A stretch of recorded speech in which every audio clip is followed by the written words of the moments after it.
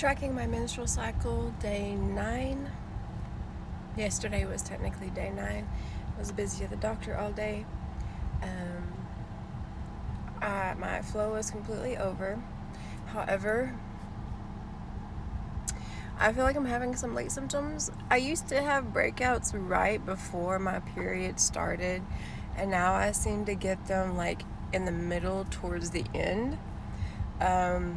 I don't know why. It doesn't make sense to me. With my PCOS, my hormones do not operate properly in accordance to how a menstrual cycle should operate. So, whereas today being day 9, my estrogen and progesterone should be increasing, should be spiking back up to prepare for my day of fertility. I'm not really sure it's doing that. I have felt cranky all day, yesterday and today. I feel my depression coming back on. I feel worthless. I feel like the things that I'm doing aren't enough, and the things that I do are too much all at the same time. I feel a lot of things. I think a lot of things. And I have to remember that those are only things that bug me around this time. So I know that it's not realistic to dwell on them. But the acne is coming in full swing at the end of my period. As for my actual doctor's visit yesterday, I visited my gynecologist. I actually got a new doctor. Love my new doctor. I have a male doctor this time. It's not that I disliked my previous female doctor. For some reason, I just feel like women just expect other women to know what's going on in their body. So when you have a female doctor, they don't explain things to you. And both men gynecologists that I've had so far are fantastic at explaining things, at answering questions. They're much more gentle and patient with examining your body. So typically when you go to a doctor, they ask you a few basic questions, and then they look at you and then they tell you what's wrong with you or what's not wrong with you. And honestly, that gets old because you may feel things in your body that they're not seeing on their screens. And depending on where you're going or what insurance you have, you're only entitled to a select amount of services. In my case, I go to a Choctaw Nation tribal hospital. Since I was born Choctaw Nation, I have my card, I have my native card. I do get free health care at the hospital. However, it is very limited with what they can do. I am incredibly grateful for what I do get, but when it comes to actual serious health issues, I get stumped because there's only so much they can do, and they cannot refer me to specialists because I no longer live on Choctaw Nation territory. I'm grateful for what I get, but the discrimination is real. They just want to keep us on the reservation, on the territory. They don't want you to branch out. They don't want you to be able to do things on your own. They want you to be dependent on them. Doesn't matter what kind of government it is, even tribal government. They want you to be dependent on them. And I do depend on them for some things, but what about the rest of the things? I digress. I was due for my regular pap smear, so I received that examination. Everything looked normal. They took me in for a vaginal ultrasound, which was very uncomfortable. It doesn't hurt, it's just uncomfortable. And they found no mass, no sign of cyst. However, it has been a month and a half since my trip to the emergency room. But the good news is that currently everything seemingly looks normal inside my body.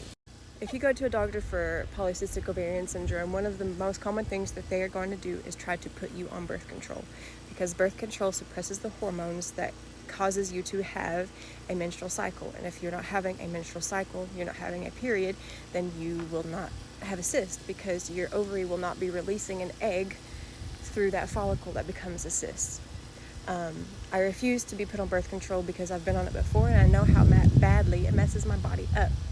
I don't want to suppress the natural cycle in my body. I want to know what's going on in my body so I can better take care of it.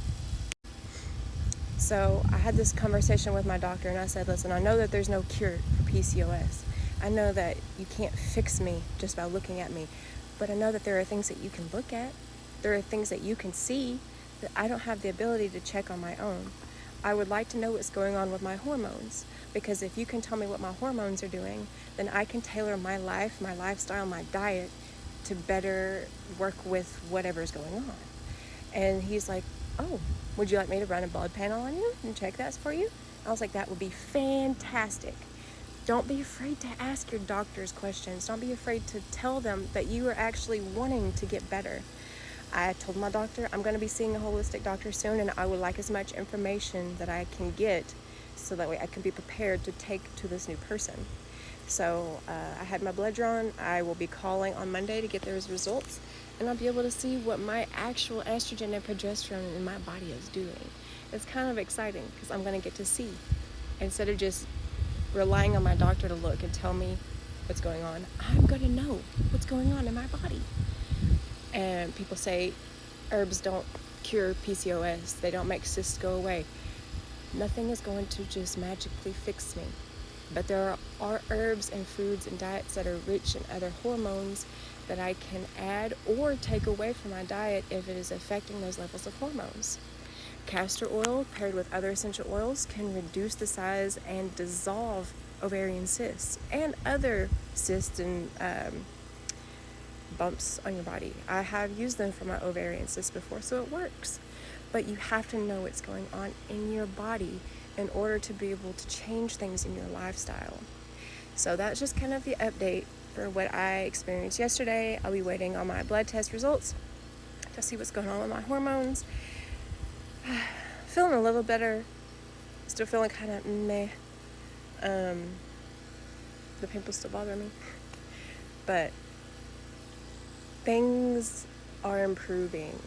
I'm getting questions answered that I've needed to know. And if you don't know what's going on in your body, then you don't know how to fix what's going on in your body.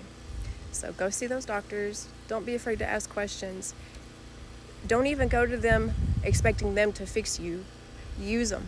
Use them for the information. And then take that information home for yourself. Study that information, study your body. Take initiative to make those changes.